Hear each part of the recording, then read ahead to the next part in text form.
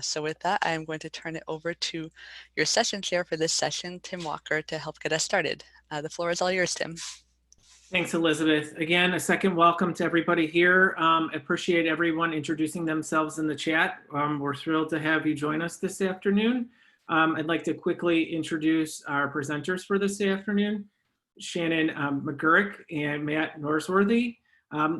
Since this is kind of an open discussion session, questions can be asked throughout. Please use the chat or you'll raise your hand in there. There may be pauses where we'll just open up for general discussion. I will let the presenters take the lead on that one. If you need anything else or any technical help, just please put it in the chat and I will try to assist as best as I can. Otherwise, I'm going to turn it over to Shannon and Matt. Thanks. Thanks, Tim. This is Matt Norsworthy with the Online Learning Consortium, and I am welcomed with Shannon McGurk of Carolina Biological Supply Company. I'm gonna give a brief introduction and then get her started with a question. And then, as you know, Tim said, please feel free to interject with any additional questions, but essentially just kind of conduct this in an interview style. But as we come up with more questions than I may have, by all means, shoot them out there. But Shannon is the Director of Distance Learning for Carolina Biological Supply Company. She is responsible for all facets of development, product selection, and product marketing for all college-level science online courses and products. With master's degrees in both biology and education, Shannon joined Carolina in 2015 with more than 15 years of higher education experience, 10 of which were spent in the online learning community as both an administrator and instructor. Her experience includes curriculum development, instructional design, compliance, and accreditation. She and her team have helped hundreds of colleges and universities adapt their science courses to the online learning environment. So without further ado, thank you, Shannon, and I will let you take it away and give us a little background on what you do in Carolina Biological Supply Company.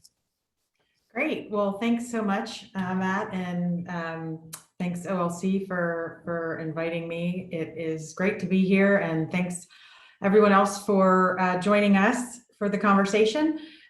We are excited to help schools transfer their face-to-face science courses into the online modality, and we've been doing it for about 5 years. I've been helping Carolina do it for about 5 years. They've been doing it for about 6.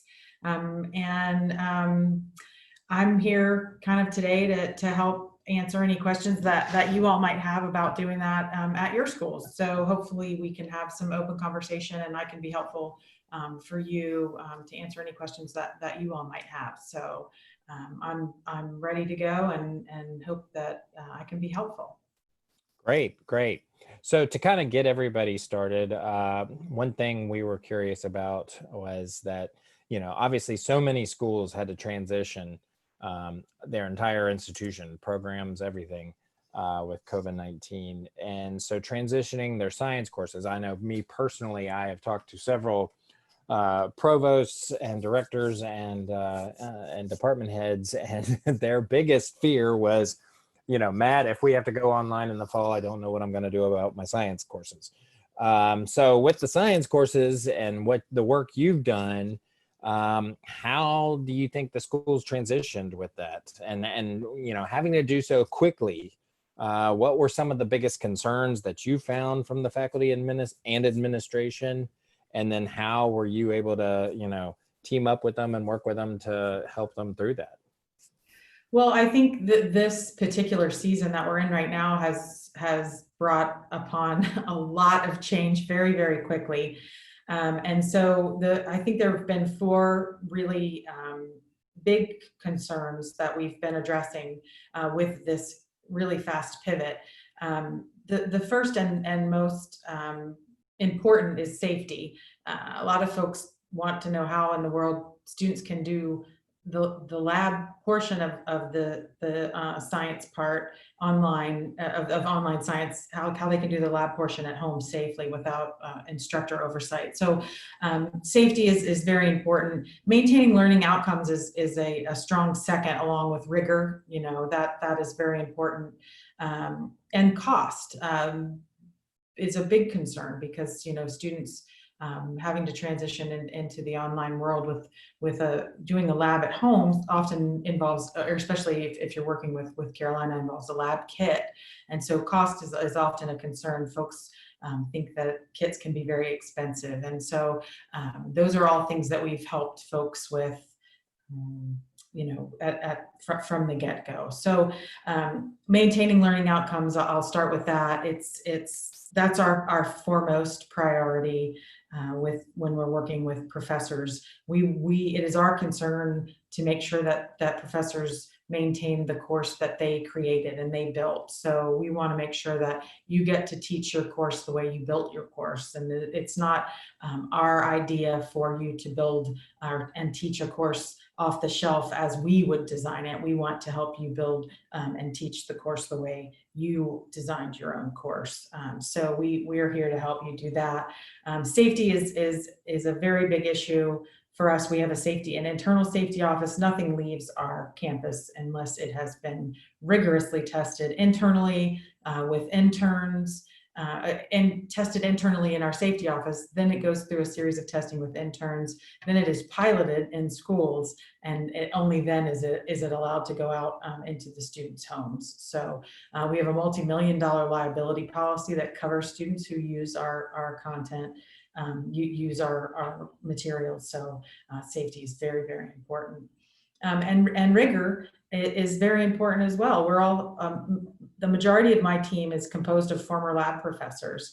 In fact, I still teach online, and for my university, I actually am using a kit for the bio course that I teach for them, and currently the SME for the bio course that I teach.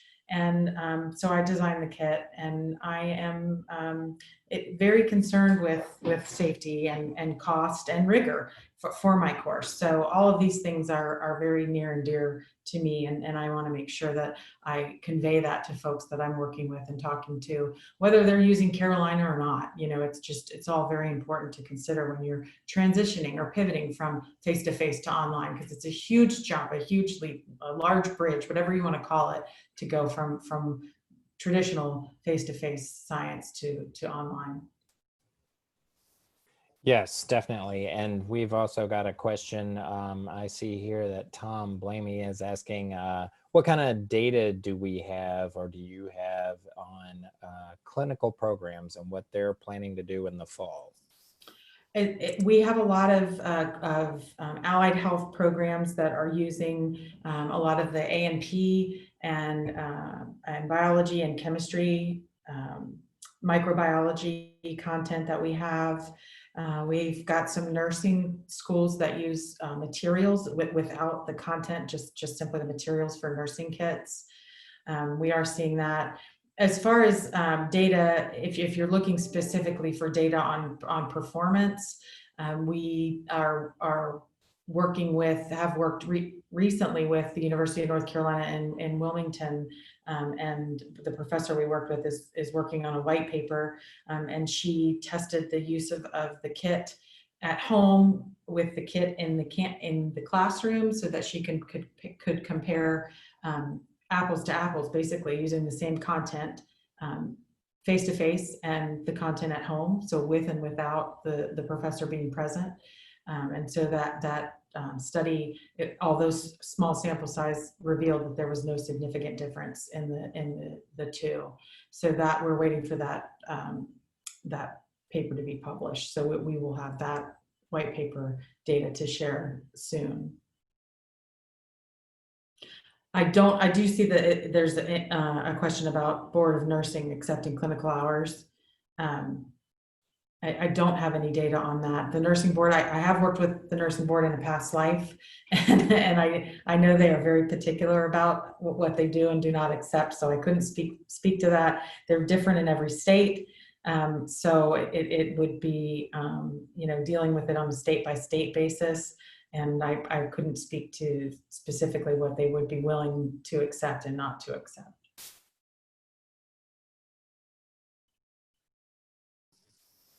Okay, good. Now, you also, okay. You also mentioned your own online teaching experience as an online instructor. How do you find teaching online using the lab kit compared to the typical face-to-face lab that you would have, given in a traditional classroom? Well, 15 years ago when approached to do that, I thought there's no way at all that this can be done. I was a huge skeptic because I thought I needed to be right there with my students, to help them with the dissection or even to help them work a microscope to find, an onion cell to see the stages of mitosis. So, without me being there, I thought there was no way they could ever find that. But as I progressed in my thinking and was open to change, I realized that it actually was possible, and being able to design some of these labs myself and make them, build them to be student friendly, student centric, designing them with outcomes in mind and assessment, thinking with an assessment in mind as I was designing. I realized that it was possible. So I actually enjoy teaching with at a distance, because the student, I'm less likely to handhold and more likely to have the student work for themselves. And I find that the students are more bold and take more on themselves to learn. And they ask me questions, and I'm always available for questions. But I think it is a wonderful opportunity for them to learn and teach themselves to some extent. As long as what I'm providing them is safe, and believe me, that is the most important thing. As long as what they're being provided is safe and they're not going to hurt themselves or their families or anything, and their pets or anything else that is around them, they're not going to blow anything up in their kitchens. It's great for them to figure it out some on their own. And not use me or their lab partners, which sometimes they tend to do in a face-to-face setting, as a crutch. So they're kind of dependent upon themselves to learn. So I actually find it to be a pretty cool opportunity for them to learn, sometimes even more than they would in the face-to-face environment. Well, that's great. And I would say that's, for most of the people who I talk with from the, science fields, that would be a little surprising to them that somebody would find that the online was often better than the traditional. And I think that's part of the issue or the aspect. It's that whole nervousness of what will this be like for a lot of the faculty who are kind of forced to transition, obviously, to online because of situation. But also for those who may be, going to teach online in the summer or in the fall, it's that fear of the unknown and what it'll be like. But I think to hear more and more about science professors who have found it to be rewarding, or at least found that it was surprisingly better than they thought it was going to be, would help. Let's see, another question here. In terms of for the online aspect of it, how do the assessments work in an online science labs course? That's great. Would it be okay if I shared my screen for a second? I have a really great example of. Absolutely, please. Okay, cool. Yeah. I'm not the most technologically savvy person, so bear with me. We will. That is no problem.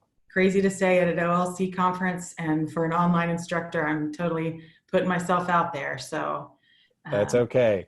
Willing to go into the deep end. That's what I'm begging for forgiveness in advance.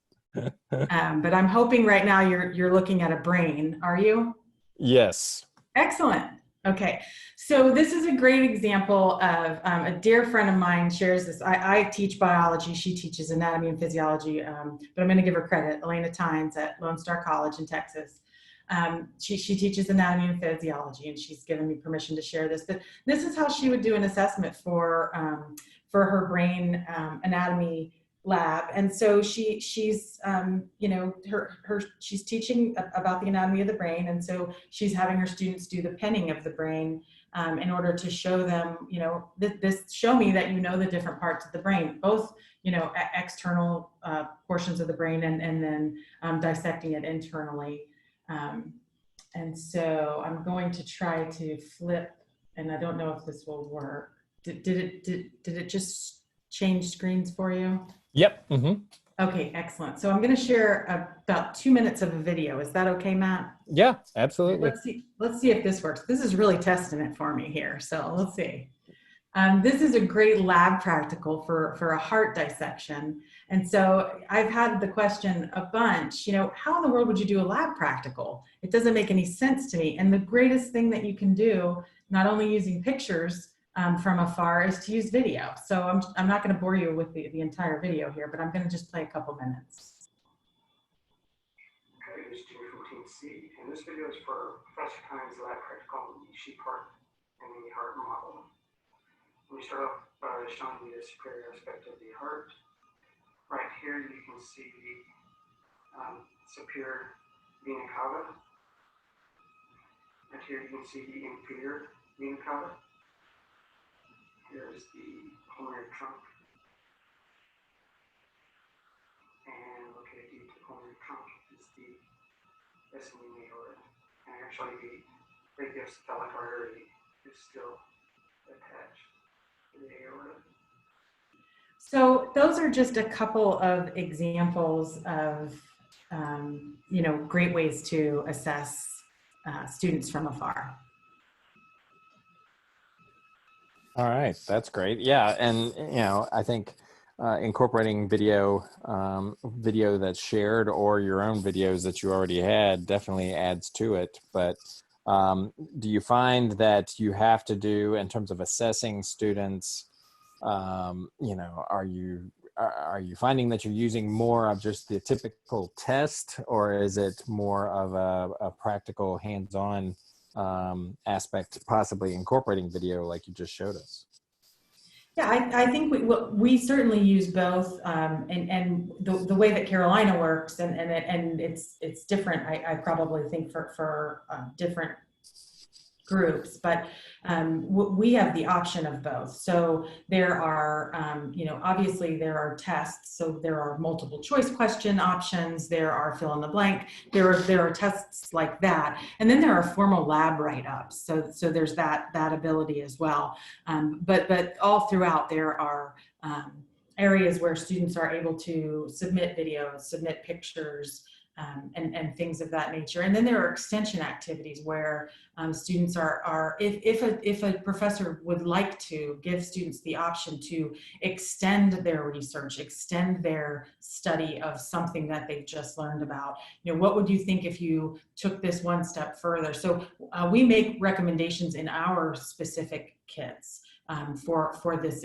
learning extension activities, so that they can take it one step further.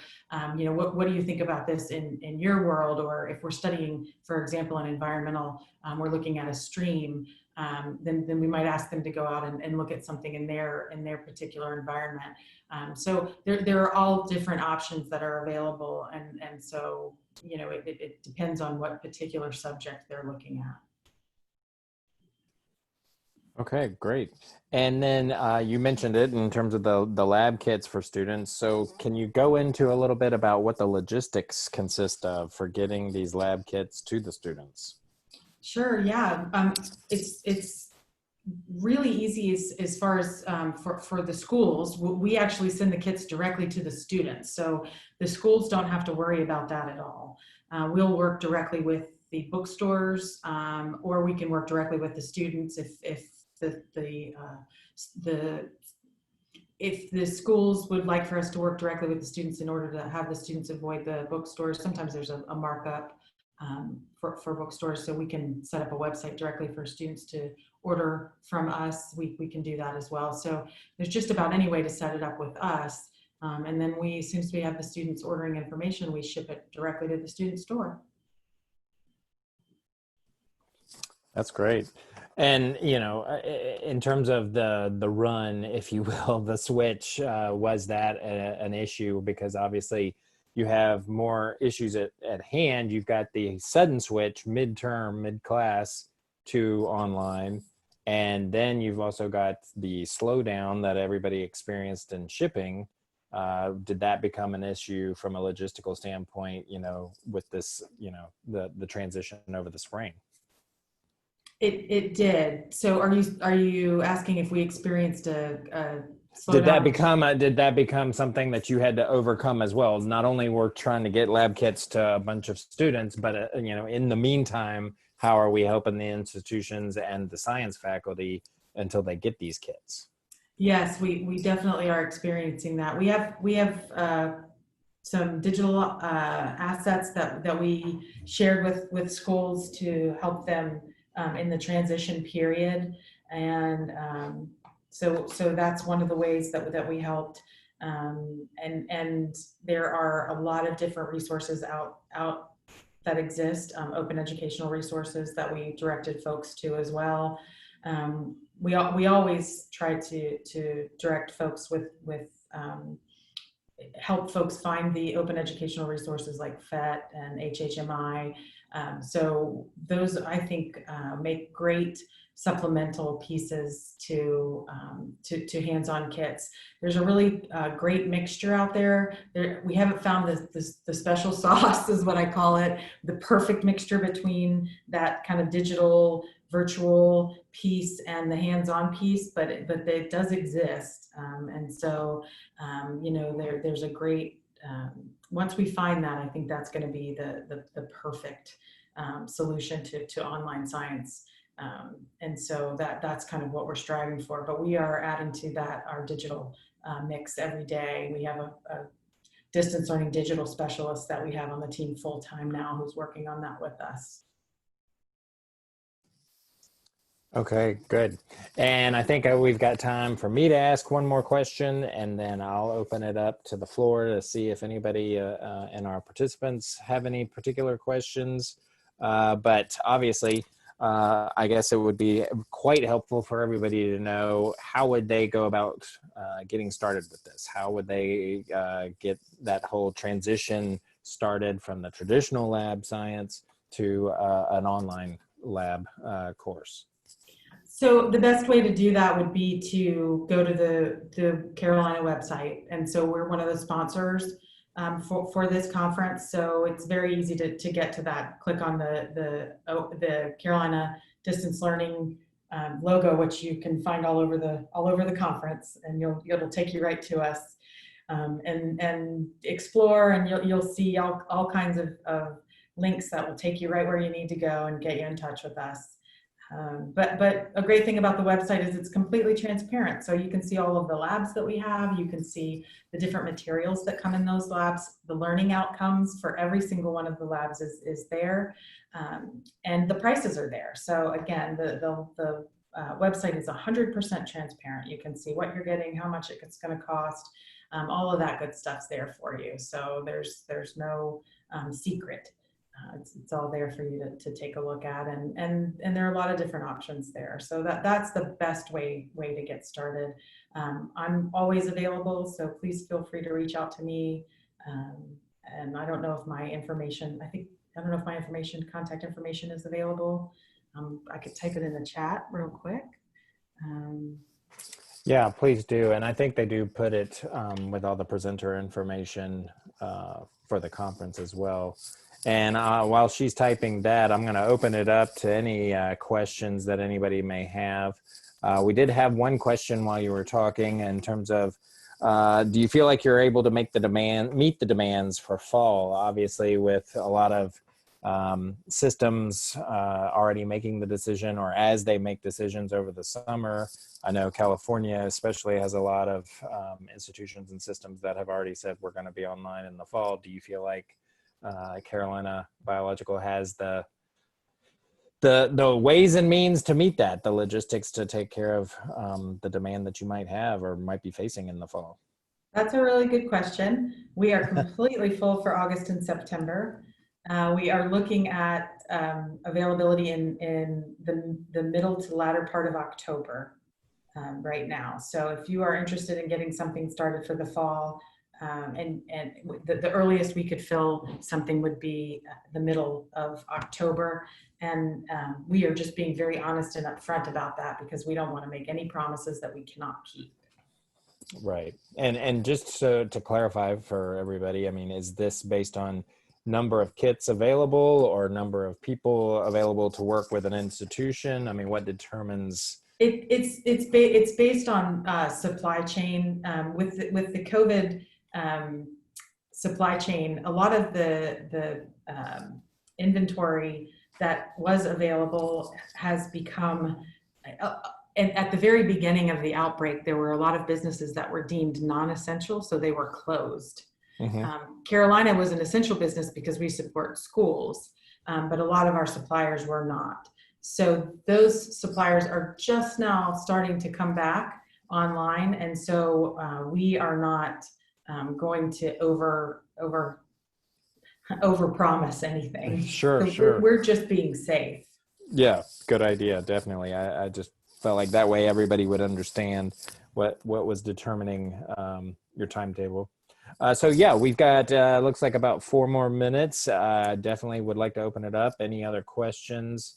Feel free to type it in the chat. Just turn on your microphone and start talking yourself.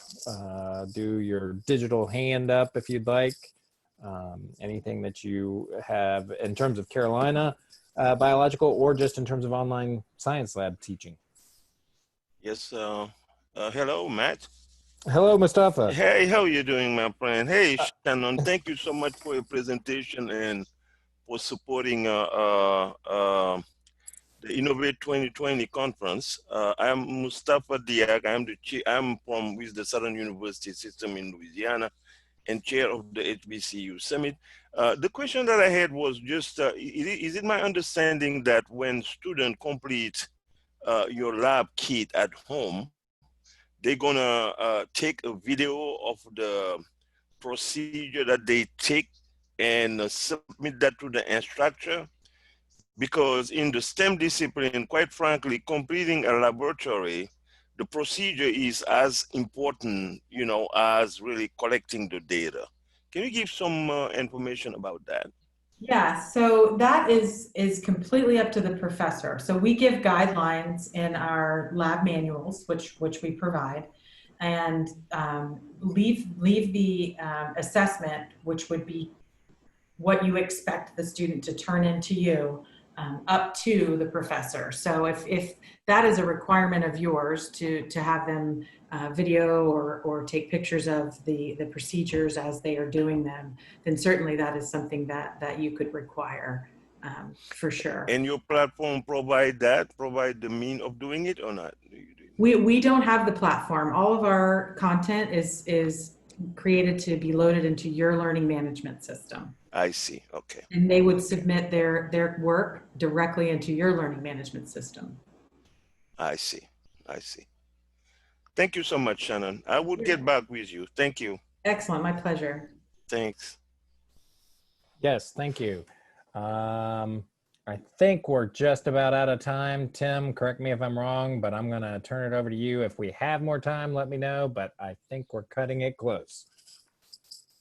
No, I think we're there. Shannon, thanks for sharing your expertise today. Matt, thanks for facilitating the conversation. Thanks for everyone for attending. Just remember to please fill out the session evaluation. There's a chance to win a gift card for each entry. Your feedback helps in future planning for conferences and events. The recording of this session and all other sessions in this conference will be available on the website for 1 year. You'll receive a reminder email after the conference concludes. And if you're looking for a way to participate further, perhaps consider submitting a presentation for this November, Accelerate or Innovate next spring 2021. We look forward to seeing you in other Innovate sessions. Have a great afternoon. Thanks, everyone.